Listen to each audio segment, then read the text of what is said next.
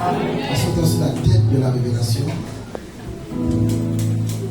Je rends grâce à Dieu ce matin pour ta vie et aussi pour toutes les personnes qui, de près comme de loin, prient pour le ministre de Dieu. Vraiment, vous êtes à un endroit spécial. Quand je vois cet endroit, je sens que Dieu est debout. Alléluia. Lorsqu'il a commencé ici, c'était chaud. Et Dieu a beaucoup fait dans sa vie. Il a connu les hauts, il a connu les bas, on a son histoire. Mais que Dieu soit au contrôle. Je sais qu'il n'a pas encore parachevé, il n'a même pas encore commencé. Mais je vous prie humblement, s'il vous plaît, d'être vraiment des fidèles de la piscine. Peu importe la dimension d'homme de Dieu qu'il va inviter à cet hôtel, à cette église, ne vous laissez jamais séduire. Amen. Je ne suis pas un prédicateur qui doit rappeler les codes que Jésus-Christ nous a donnés au travers de la vie des hommes de Dieu. Nous savons tous qu'il y a une différence entre un homme de Dieu et un homme d'église. C'est pourquoi il est important de maîtriser le code de parole. Et ce matin encore, personnellement, j'ai reçu un code lorsque l'apôtre était en train de relâcher l'oracle. Et j'ai intitulé ce que j'ai reçu, la légitimité de la parole. Tu peux être assis ici et il prêche, tu n'entends rien, tu ne comprends rien. Rien n'est nourri en toi. Pourquoi? Parce que tu n'es pas légitime à cette parole. Mais pour être légitime à cette parole, tu dois être attaché à la vie de l'homme de Dieu. Parce que la vie de l'homme de Dieu est connectée à une onction que vous devriez vous référer. Alléluia. On sert l'onction. Et lorsqu'on sert l'onction, on est soumis. Vraiment, je bénis Dieu pour sa vie. Je suis fier lorsque je te vois, lorsque je le vois. Je vois tous vos lives.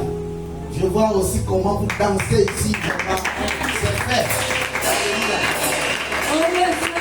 Je suis le leader du ministère prophétique de la repentance. Et Dieu m'a conduit dans les profondeurs de notre pays pour implanter l'œuvre de Dieu. Nous avons aussi quelque part ici où nous faisons des cultes. Alléluia. Mais je voudrais humblement t'inviter à prendre conscience de ta vie en Jésus. Considérez-vous comme des offrandes. Vous êtes une offrande. Offrez-vous à Dieu. Soyez des laboureurs. Lorsqu'on plante, il ne faut pas attendre à sa volonté. Et il faut savoir ce que tu plantes. Parce que ta sémence dépend de ton état de cœur. Si tu plantes un manguier, ne t'attends pas à récolter dans 6 mois. Ce qui est dans ton cœur est comme un manguier, c'est comme un avocatier. Mais ce matin, vous devez planter, vous devez s'aimer quelque chose de spécial. Vous devez s'aimer ce qui est attaché à la vision de ce ministère. Soyez attachés à la vision du ministère. Et Dieu vous donnera sa provision au travers de la parole. C'est pourquoi ne vous lassez jamais de donner à Dieu. Donnez à Dieu parce que Dieu aime quand on lui donne. Donnez sans pourtant réfléchir. Ne mettez pas Dieu après. Lorsque vous recevez un code, une grâce de la part de Dieu, enlevez sa part. Il ne nous demande pas beaucoup. Ce qu'il nous demande là, c'est la foi. Il veut voir si on est fidèle. C'est pourquoi Dieu ne nous demande pas tout. Il nous demande un code pourcentage. Le 1/10. Apporté à la maison du trésor. Lorsque Dieu parle dans Malachie chapitre 3 au verset 10, c'est parce que dans cette maison il y a un trésor. Mais ce trésor-là n'est pas de ce que vous voyez dans les films, c'est-à-dire de l'or qui brille, des diamants, etc. Mais c'est plus que des diamants. Bien-aimé, recevoir la prière qui nous conduit à la guérison est un trésor. Recevoir la parole qui nous empêche de flirter avec le diable est un trésor. Recevoir la vie par la parole, la vie par la prière, la vie par l'adoration, la vie par l'abandon est un trésor. Dans cette maison, dans cette église, il y a plus que ce que le monde peut offrir. Ne mettez pas Dieu après, mettez d'abord Dieu au centre. Et votre Père a toujours mis Dieu au centre. Vraiment, apôtre Ben, sois béni. Je le vois avec son père. Quand il a l'occasion, il va souper avec lui, il va communier avec lui, et il n'oublie jamais d'emmener sa tendre épouse. Que Dieu bénisse ce couple. Alléluia. Vous savez, ce n'est pas facile. Ce n'est pas facile d'abandonner son ministère pour être dans le ministère de son frère. Je suis ici par amour. Je dois intervenir quelque part et j'ai dit à l'apôtre, je ne peux pas être dans cette circonférence sans pourtant ne pas venir te dire bonjour et dire bonjour au peuple de la piscine. Vous êtes un peuple merveilleux. Amen. Donnez sans réfléchir, vous allez récolter. Alléluia. On ne vient pas à l'église pour être riche. Il faut retenir. On ne vient pas à l'église pour se marier. On ne vient pas à l'église pour chercher le travail. On vient à l'église pour chercher le salut de son âme. Amen.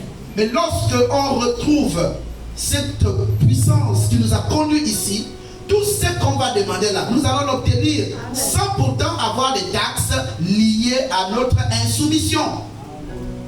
Quand tu viens à l'église, Dieu te bénit. Et ce matin, tu dois être béni par ce grand Dieu. Amen. Mais Dieu, lorsqu'il regarde les brebis, il prend pitié. Il prend pitié parce qu'il a donné des codes à son berger. Il a dit, si une brebis s'égare, hâte-toi d'aller la chercher. Donc si l'homme de Dieu un jour t'appelle parce que tu peux t'égarer, si l'homme de Dieu te cherche, il t'envoie un message, ou sa femme, ne t'enorgueillis pas en disant, on me cherche.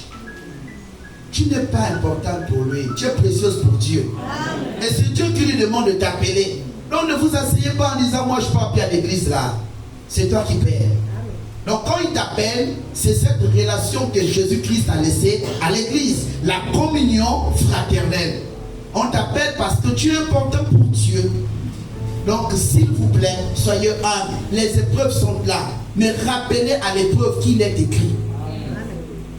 Bien, mettons l'épreuve, il faut souvent faire attention. Parce qu'il y a des épreuves qui sont là, déposées par le diable, et il y a des épreuves déposées par Dieu. Je ne crois pas que l'épreuve du baccalauréat est démoniaque. C'est toi qui veux le bac, mais comment tu vas avoir peur de l'épreuve? Tu sais qu'il y aura l'épreuve pour avoir le bac, mais qu'est-ce que vous devriez faire? Vous devriez étudier. Vous devez rappeler à l'épreuve qu'il est écrit. Vous devez dire aux mathématiques qu'il est écrit. Discriminant est écrit. Alléluia. Vous devez rappeler à l'épreuve. Et lorsque vous avez compris la parole, vous avez compris l'enseignement, vous allez pouvoir surmonter l'épreuve et avoir le diplôme. Et ce matin, tu vas recevoir le diplôme au travers quoi? Ton obéissance à lire la parole, à écouter la parole. Pour que la parole ait des effets, vous deviez être honorable devant votre Père. Vous deviez être brisé devant votre Père. Peu importe votre âge, peu importe votre niveau spirituel, peu importe les dons que Dieu t'a donnés, vous devez être soumis. Parce que la Bible le dit, serviteurs, obéissez à votre maître selon la chair, avec tremblement comme à Christ. Tu peux être général et ton père, c'est papa Aubin. Tu ne vas pas dire, moi général, on ne me parle pas comme ça. Tu es un général qui n'a pas de discipline. Donc quand l'homme de Dieu reçoit le code de Dieu pour te parler, il faut te soumettre. C'est en cela que la Bible nous donne des codes. On voit Dieu au travers d'un homme. Pour que l'esprit là se réveille, soyez attachés à votre Père. Soyez connectés à votre Père. Protégez votre Père. Le protéger, ce n'est pas simplement le fait seulement de dire, bon, on va mettre un garde ici à côté de lui. Non. Le protéger, c'est aussi faire respecter la parole qu'il relâche. Lorsque vous n'êtes pas à l'église, lorsque vous êtes chez vous, appelez à dire aux situations de votre vie, aux situations de votre quotidien, il est écrit. Parce que si vous succombez, on critiquera votre Père. Vous dites que vous aimez votre Père, mais pour l'aimer. Et la seule preuve pour lui qu'il attend de vous, c'est que vous soyez comme lui. Soyez comme. Soyez comme. Et ce matin, tu dois être comme. C'est un bon jour pour toi, afin que tu puisses grandir davantage. Je suis venu te rappeler que tu n'es pas n'importe qui. Je suis venu te rappeler que tu es au bon endroit. Je ne flatte pas cet endroit. Lorsqu'on est venu à cet endroit, c'était chaud. Au sortir de cet endroit, il y a même certaines personnes qui ont cherché à me suivre. Et ils sont allés mourir spirituellement. Parce que Dieu t'a conduit à la piscine. Il ne t'a pas conduit à cette relation qu'il a avec son frère. À cette relation qu'il a avec les invités qu'il emmène ici. Mais comme vous ne venez pas pour grandir, vous venez pour être des opportunistes, vous suivez. On ne suit pas tout le monde. Restez loyaux. Alléluia. Et fidèles à votre Père. Mon Père n'est pas encore grand. Un jour, il se peut que c'est par moi que mon Père sera grand. Ayez aussi cette fraîche colère. Il y a ton voisin, fraîche colère. Le mettre en sujet de prière déise. Alléluia. Dis, je mets une fraîche colère de mettre en sujet de prière et déise. Il va arriver un moment donné ici à la piscine. Vous devez vous asseoir. Vous devez dire, mon Père, trop c'est trop. L'esprit de taxi là doit s'arrêter. Alléluia. C'est pas qu'il est capable, hein. Je vois les sacrifices qu'il fait. Ah, les sacrifices qu'il fait sont énormes. Je le regrette. Je vois. Alléluia. J'ai même été recommandé. C'est-à-dire, Dieu m'a secoué. Parce que j'avais fait une promesse à Dieu.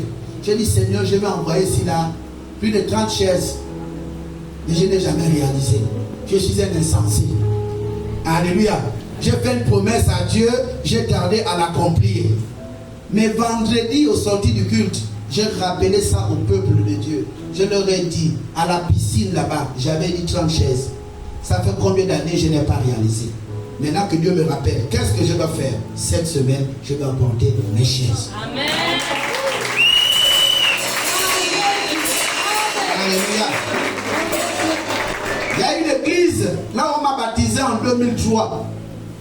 J'avais dit là-bas, j'avais souscrit 50 000 pour l'achat de, je crois, le terrain. Mais quand on a parlé des insensés, c'est pas moi qui prêchais, c'était le pasteur local. Il était là, je l'écoutais. Et j'ai dit là, cette parole-là n'est pas tombée quelque part, c'est tombé dans mon cœur. J'avais écrit, mais je n'ai pas réalisé.